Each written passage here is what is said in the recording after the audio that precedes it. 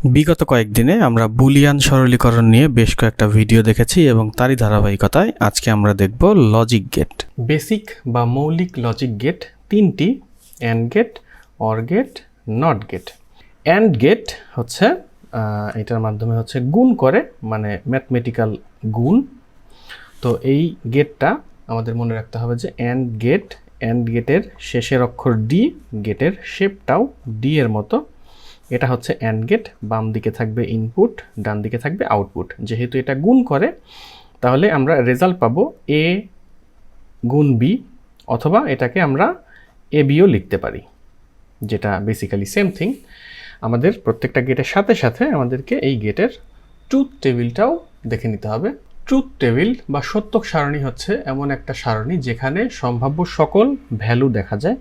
এখন যদি এই ট্রুথ টেবিলে কম্বিনেশনগুলো আমি লিখি, আমি সর্বশেষ ইনপুটে 0 1 0 1 দিব, তারপরটাতে 2টা 0 2টা 1 দিব।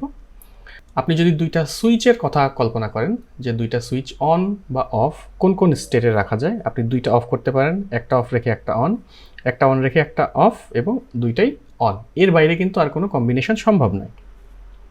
তো অ্যান্ড গেটের ক্ষেত্রে ট্রুথ টেবিলে আমরা যদি দেখি 0 এবং 0, আমরা জানি যে কোনো একটা 0 হলেই গুণফল 0 হয়ে যায়। সেজন্য এখানে 0 হবে, এখানেও একটা 0 আছে, এখানেও 0 হয়ে যাবে, এখানে একটা 0 আছে, এখানেও 0 হয়ে যাবে, এবং এখানে হয়ে যাবে 1। অর গেট, অর নিজেই একটা অপারেশন। এটাকে যোগ বললেও এটা আসলে যোগ বলাটা ঠিক হবে না। তো এটা আমরা আরও ডিটেলসে বুঝবো যখন আমরা গেটটা দেখব। অর গেট দেখতে এরকম হয়, এবং এই দুইটা ইনপুট যদি হয় এ বি, তাহলে আমার আউটপুট হবে হচ্ছে এ অর বি। আচ্ছা, ট্রুথ টেবিলের ক্ষেত্রে আমি ইনপুট নিয়েছি এ বি, এখানে তাহলে লিখবো যে এ অর বি অথবা এ প্লাস বি। দুইটা 0 যোগ করলে 0 হয়, 0 এবং 1 যোগ করলে হয় 1, 1 এবং 0 যোগ করলে হয় 1।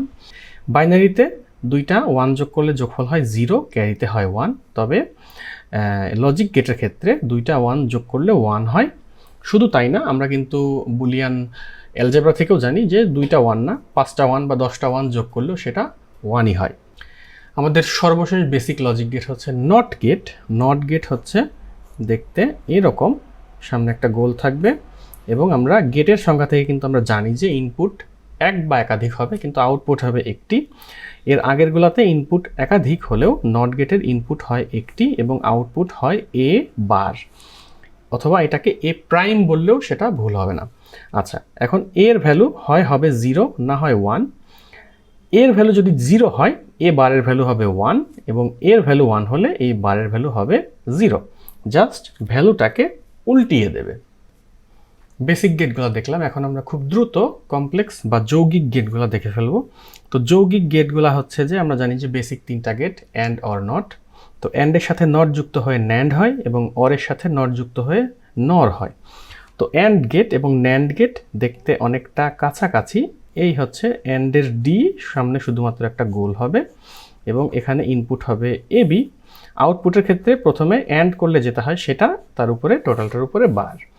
তো আমরা জানি 0 0 গুণ করলে 0 হয়, কিন্তু সেটা উল্টে যাবে। 0 হলে এখানে হয়ে যাবে 1, 0 1 গুণ করলে 0 হয়, এখানে হয়ে যাবে 1, 1 0 গুণ করলে 0 হয়, এখানে হয়ে যাবে 1, 1 1 গুণ করলে হয় 1, এখানে হয়ে যাবে 0। জাস্ট অ্যান্ড গেটের এক্স্যাক্টলি অপোজিট। নর গেটের ক্ষেত্রেও এটা অর গেটের এক্স্যাক্টলি অপোজিট। দেখতে অর গেটের মতো, সামনে একটা গোল, আউটপুট হবে এ অর বি, এর টোটালটার উপরে বার।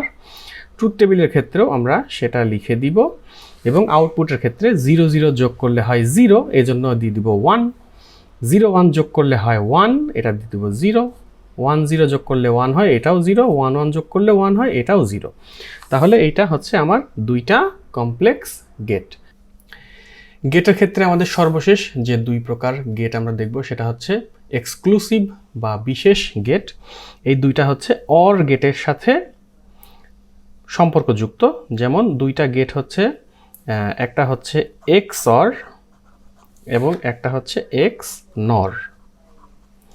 এক্স অর এটা দেখতে অনেকটা অরের মতোই, জাস্ট এখানে একটা দাগ বেশি পড়বে।